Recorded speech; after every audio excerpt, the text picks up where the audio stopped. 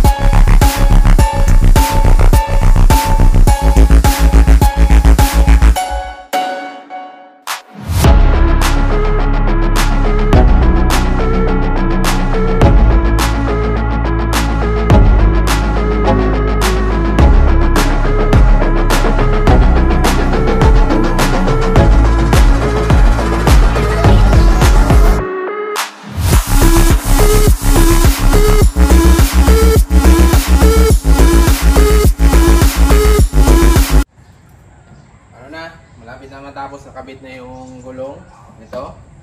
Pininturahan din yung gulong. At nakabit na rin dito yung pinto. Yung upuan. At ito natin, sakayan natin. Wait. Bago to, bago yung upuan. Naku, ang ganda oh. Relax yung upuan, bagong upuan nito. Yung mataas na siya. Yung upuan nito dati luma pinalitan ng bago. Yan, pero pag nakabit na itong pinto yung upuan, ito na isprayan, ito na lang yung last at saka yung pinto. Pagkatapos na lagyan pa siya ng sticker. Lagyan siya ng sticker design, lagyan ng sticker.